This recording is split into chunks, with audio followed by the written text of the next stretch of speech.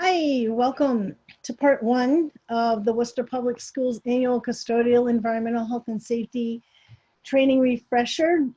This series is a follow-up to our initial re-entry training for the custodial staff. We're going to build on that training, and this training is in three parts, three very short parts. And this information is listed in an email with some supporting documents and some other videos. So this really is a training package, and we are asking you to look at everything that we have provided in this email, which is this three parts in three different links of this training, as well as two additional videos on the disinfectant application equipment that we'll be using, as well as the safety data sheets that go along with part two. So this is Lynn Rose, Worcester's environmental health and safety consultant. And I really wish I could be with you guys, but this is the next best thing I could do to do our annual training. So we'll get started with something you're very familiar with. You've been in the building longer than everybody else, and so you know that we've posted signs for people to wear masks coming into buildings. So these are procedures not just for you, but for everybody coming into the building. And then just like yourself, other staff are also being asked to socially distance and or wear a mask if they cannot socially distance within their work area, as well as when they're traveling through the building. So this is procedures that we're asking everybody to do. And then we're providing personal protection supplies, some of which are required and some of which are optional. So face masks are required, so we'll be providing those, but you're also welcome to wear your own, either homemade or store-bought. We are going to be providing gloves and goggles for when you clean and disinfect. And this has a different role. This is more about protecting you from the products you're working with. And if you need more supplies, please contact us via email to get these supplies, and that'll be the quickest. And just so you know, we're providing alcohol wipes, face masks, hand sanitizer, and the desk shields to other staff. Just a word about the face coverings and their role. They're really try and keep, if we have an infected person, to keep, any of their droplets, respiratory droplets from talking, coughing, sneezing, from traveling from them to other people where they could cause an infection. So that's why we call it source control, because it's the source is the infected person, and we're trying to prevent any infection, or well, as much of the infection as we can from getting out to where it can infect other people. So it's not respiratory protection. We are not protecting you from chemicals. We're protecting others from respiratory droplets. Obviously, these are most helpful when used correctly, which I'll go over in a minute, and also when you cannot maintain social distancing. Just a note, if you're bringing in your own mask, we do not recommend, and the CDC, which is the Centers for Disease Control, does not recommend wearing masks with an exhalation valve or vent. And this is because it defeats the purpose of the mask. If the mask is trying to contain those droplets, if you have an exhalation valve, those droplets can escape. Unless that mask has a filter, we really shouldn't be wearing them. In order to wear your mask correctly, you want to wash your hands first, and then you only really want to touch the ties or the ear straps. You never want to touch the front of your mask, whether you're putting it on or taking it off. So use the straps to pull it over your face, over your nose and mouth, and secure it under your chin. There is a metal band in most masks where you can fold it down along your nose and make sure it has a secure seal, and also want to seal it snugly against the sides of your face. And the reason you want to do this is because air takes the path of least resistance, and you need a good seal to keep it from, you don't want to be breathing outside, in and out through the sides of the top or bottom of your mask. You want to be breathing through it. The flip side of that is if you're having a hard time breathing with your mask, you don't want to loosen your mask. You want to find the right mask with the right material that you can breathe through. And to wear it correctly, you don't want to touch it. And in case you need to touch it, I mean, we know that we touch our face just hundreds of times a day. But if you have to touch it to adjust it, or for whatever reason, you want to wash your hands or sanitize them both before and after. And if your mask happens to get wet, you want to change it out because it can make it harder to breathe through. So the face shields are provide a different function. They can be worn with or without glasses, and they are really serve a little bit of a different purpose. But just wanted you to know that if you have a latex allergy, these are not made with latex.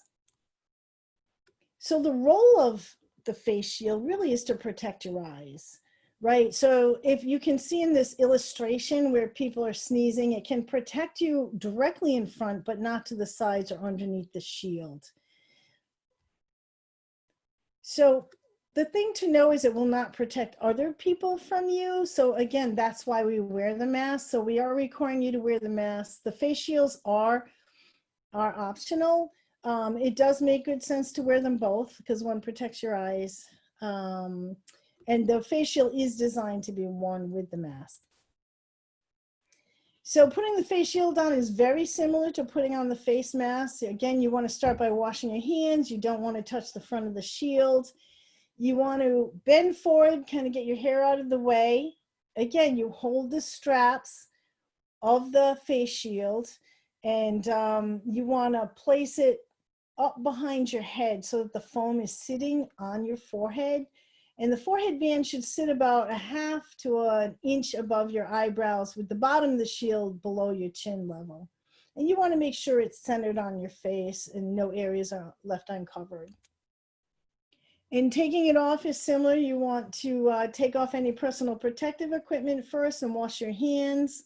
Again, you don't want to touch the front. You don't want to touch your eyes, nose, and mouth because that's a route of exposure for the virus or any germs, really. And when you take it off, again, you tilt your head forward and grab the strap at the temple and pull it forward and over your head. If you're going to throw it away, if it's compromised, then throw it away immediately. Don't leave it sitting around. And if you're going to go ahead and clean it and disinfect it, then you want to put it in a bag until you can do that. And don't forget to wash your hands. So caring for it, if you decide you're going to reuse it, then the same thing you would do when you clean and disinfect any surface, you want to first clean. So you're going to clean the inside and the outside using a clean cloth with OxyPure, which is our all-purpose cleaner. Then you only need to wipe the outside of the face shield with the Oxivir disinfectant. So first you clean, then you disinfect for the 5-minute dwell time. And then you can wipe off the outside if you want to. If there's a residue or it's still wet and you want to put it on, you can wipe off the, you can rinse and dry the outside of the shield. You can also wipe off the elastic strap and headband if you want. I don't recommend putting chemicals on it, but you can wipe it down. And you want to let it fully dry, whether it's on a dry surface or doing it with a towel. And don't forget to remove your gloves and wash your hands. So hand washing, we do it all the time, every day. What's important to know here is that it's not enough to just rub your hands, the front of your hands together. The key about good hand hygiene is you want to get in between your fingers, under your nails, your wrists. You want to get both sides of your hands. And then one of the key things is that when you dry your hands with a paper towel, you want to use that paper towel to turn the water off. Because when you think about it, when you first turn the water on, it's with your contaminated hands.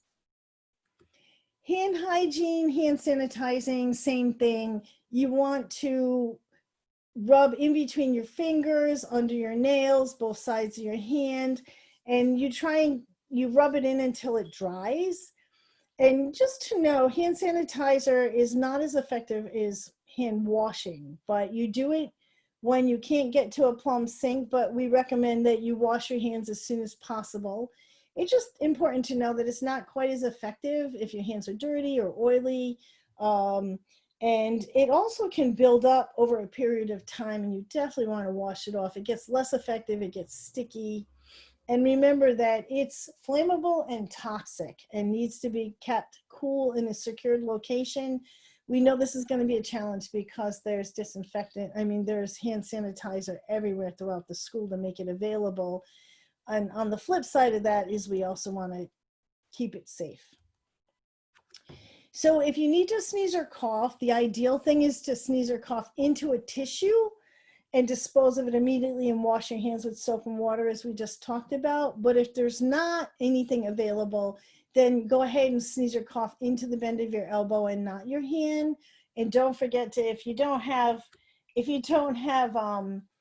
a shirt on, long sleeve shirt, don't forget to wash your arm first chance you get. So the Department of Elementary and Secondary Education requires staff with the following symptoms to stay at home and get a test. So these symptoms can range from mild to severe. What's important to know here is these symptoms can be due to other things. So they talk a lot about when these symptoms are in combination with other symptoms. So let's take respiratory. So if you have a cough, if you don't normally have a cough, such as asthma or whatever, then that might be a sign. Shortness of breath or difficulty breathing. So respiratory is one of the key organs that this virus impacts, but it also causes achy feelings similar to the flu, fatigue, muscle or body aches, headache.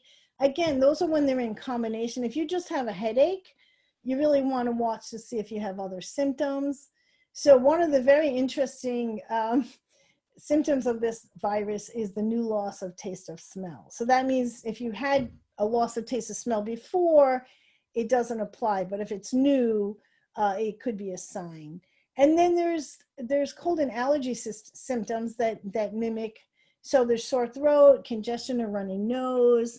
And so, if it's right now it's allergy season, it could be due to allergies. But when it's in combination with other symptoms, then you really want to pay attention.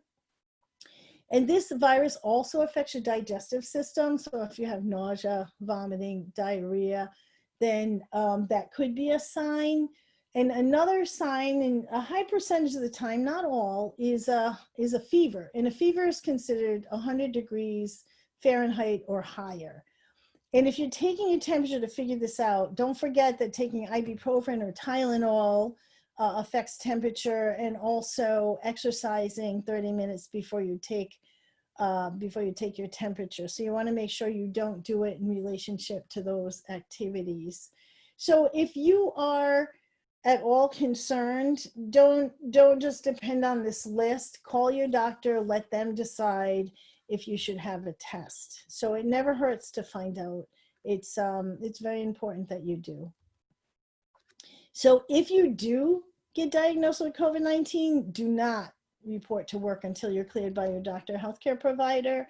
And you do want to contact your supervisor to let them know you'll be absent. Your supervisor will contact the district COVID-19 leader, Rob Pizzella. And you also definitely contact the Worcester Public Schools Human Resources Department to let them know confidentially the reasons for why you're absent. And if you have any question at all, the district is very happy to work with you to figure them out. We have created a email just for this, covid-19@worcesterschools.net. And Rob Pizzella, the Worcester Public Schools Safety Director and also COVID-19 leader for the district, will either answer the questions or will disseminate them to the appropriate people who can answer them. So this is the first in 3 trainings, so please open up the other trainings and continue this process.